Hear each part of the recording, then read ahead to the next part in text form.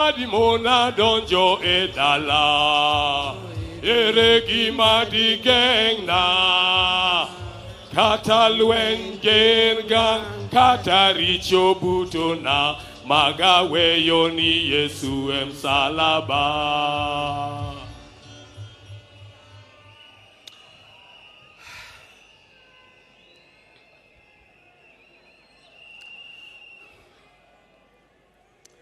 God is good.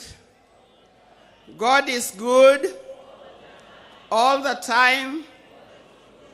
I know you say that is his nature. And even at a time like this, let's not forget our God is there and our God is still good.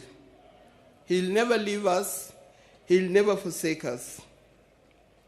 I want to begin by thanking the people of Kenya, the people of Africa, and the citizens of the world who have joined to help me bury my husband, the father of my 4 children, Right Honorable Raila Odinga.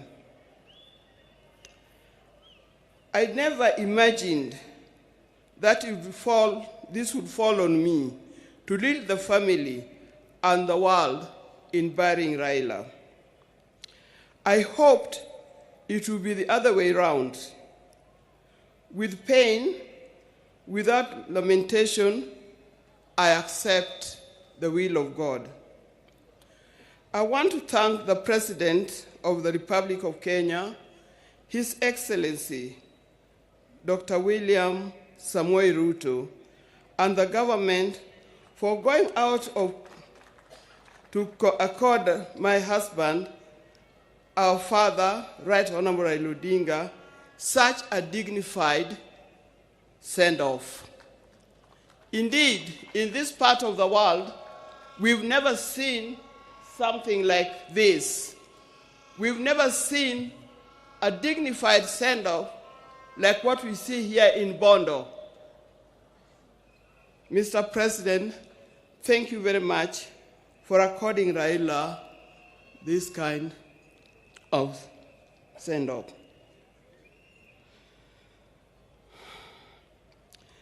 Mr. President, my family is grateful to you for being a man of his word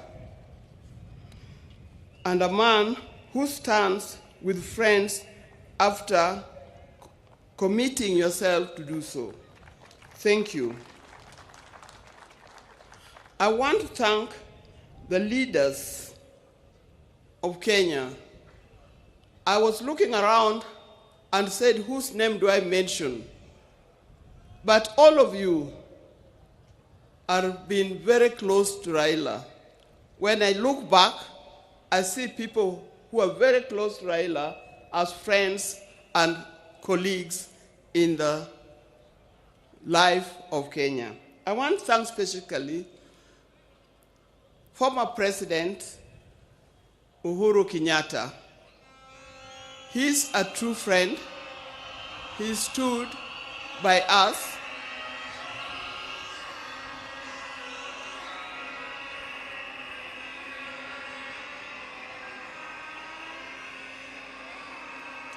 Yes, thank you. I want to thank once again of leaders from Kenya and across the world who have taken their time to mourn with us and to mourn with the family. And for this kind thought, you have spared your time to be here today. I know there are many, many leaders from other parts of Africa.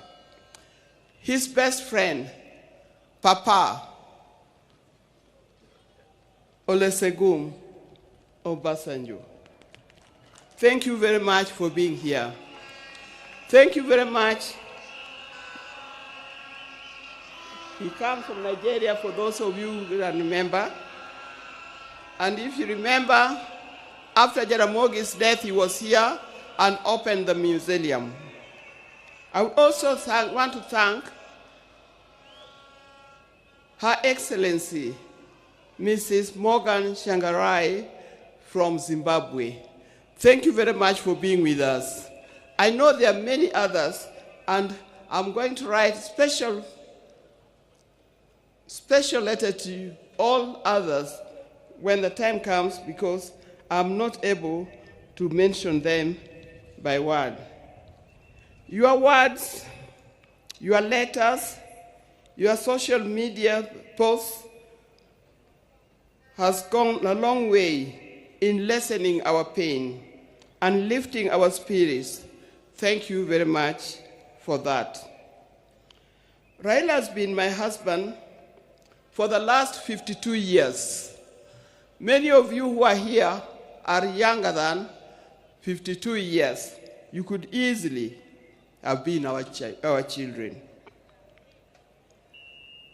Like all the couples and families, we also had our ups and downs. But we've learned one thing, and that is we must talk straight to one another. We must forgive and move on. Now, juggling the family life and public lives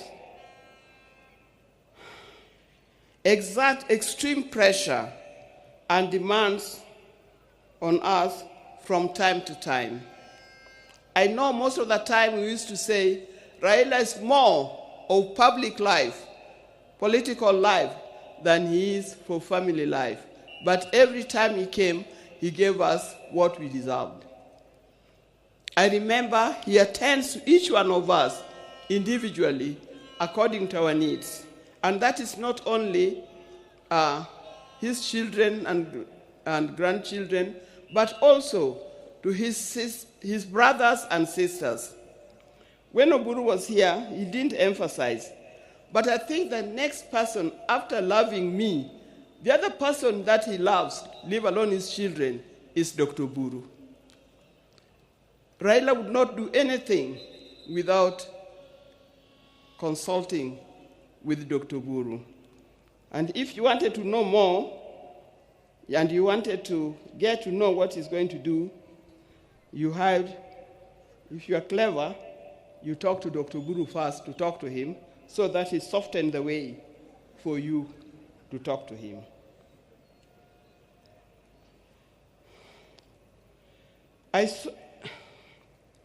Through all this, what remained unchanged was our commitment to each other. On our belief that he had seen through and vows, and we made each other at the start. It worked for us. It was through the tumultuous years of detention, years of exile, and decades of commitment to the people of Kenya and the people of Africa. The detention years and years in this exile tested our family in a way only the family can appreciate. It was not easy. But all the time, when he was away, either in detention or in exile, I knew he would always come back. This time,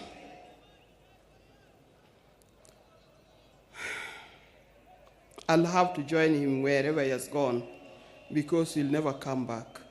But the spirit lives on. When I first met Raila, some 54 years ago,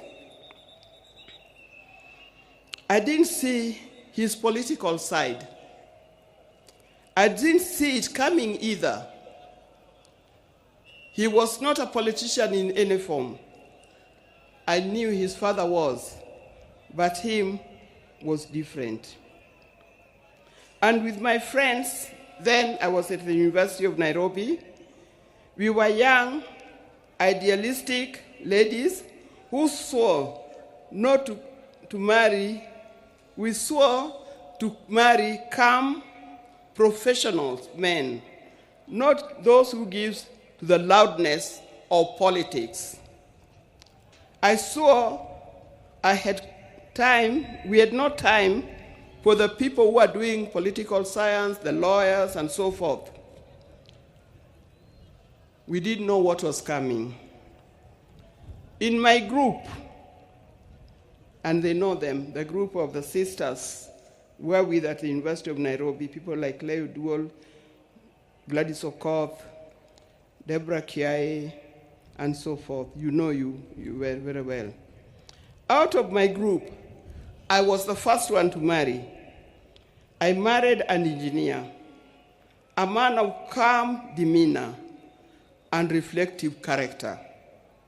They all congratulated me because of that.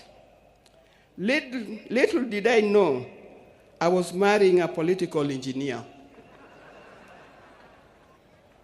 who would proceed to make engineering of Kenya his lifelong project. I didn't know.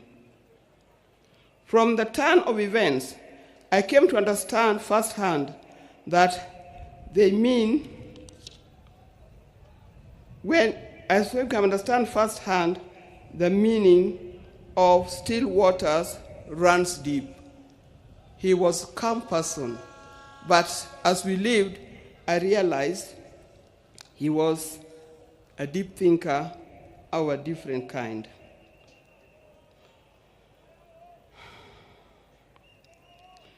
From this turn of events, I come to understand firsthand that Raila was not just an ordinary engineer, but a political engineer. I evolved, adapted, and handled challenges that came my way, courtesy of being Raila Odinga's wife. And those challenges were many. I know if you are to ask the spouses of these politicians down here, they'll tell you the challenges are many and not easy to cope with. I learned that if you're a spouse or political politician, inherit his friends, but don't inherit his enemies. Why do I say this? Because you'll be standing there, you'll be sitting there at home, thinking so-and-so is an enemy of my husband, because he belongs to a different political party, or he comes from a different area. I tell you, you will be wrong. Don't inherit in his enemies, because tomorrow you'll find that those people that you thought were his enemies are his best friends, and you'll be left out. Be careful when you are handling his friends. Inherit his friends, but his enemies, let him deal with them the way he made them.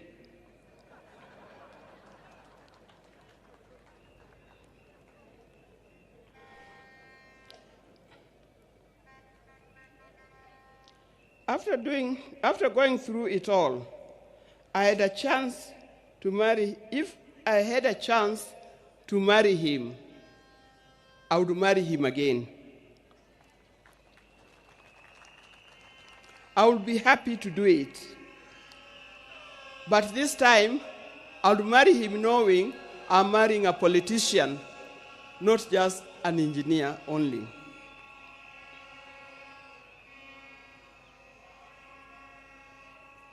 But Raila never really stopped being a production engineer.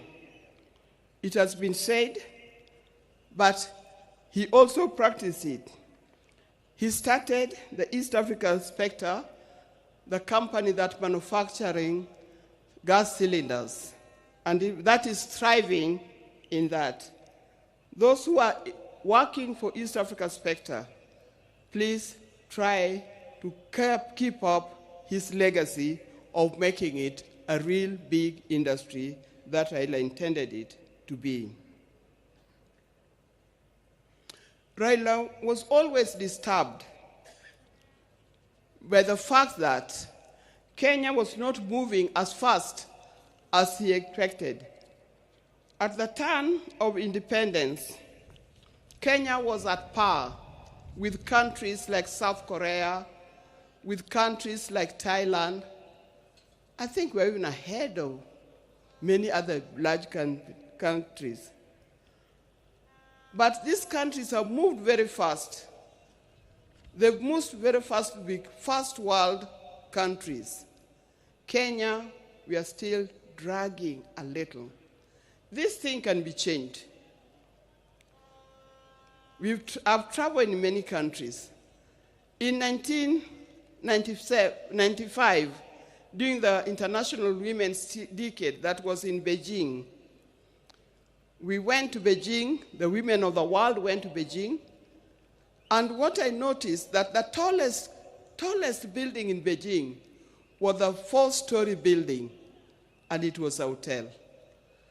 I also noticed, that's me, that many of the people who are working in Beijing, the Chinese, they were wearing what we call overalls, the things that industrialists wear in the factory. They were either yellow, red, blue, green, or any other. And everybody was moving in a rickshaw. Go to Beijing today, you can see a different world. It can be done. Even in Kenya, we can change it. With hard work, determination, focus, we can change our country. And as I'm talking here, I know we have leaders here. Please focus in changing the country. Let's not seek leadership to enrich ourselves. Let's not seek leadership to acquire wealth for ourselves, but acquire wealth for Kenya and acquire wealth for our generation to come.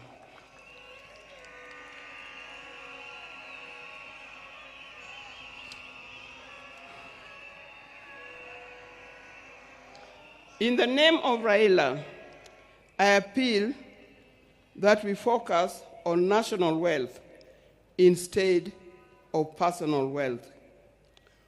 I appeal that we work on quality education, education that will lead us to be people that God made us to be. I appeal that we have our nation in order, correct our health institutions so that it gives us the kind of life that we need to live. There are many others. Dear Kenyans, today I surrender Raila to friends, family, and patriots who went ahead of him. I surrender Raila to eternity, and I surrender Raila to all the ages. I know he's comfortable where he is. I know he deserves to be in the company where he is. And I pray that when my time comes, I'll join him there in heaven realms. Fare thee well, my dear husband. Fare thee well, father of our children. Fare you well,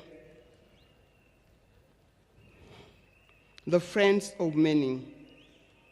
If you were to start again, I would be there with you. Thank you, and may God bless you all for being here.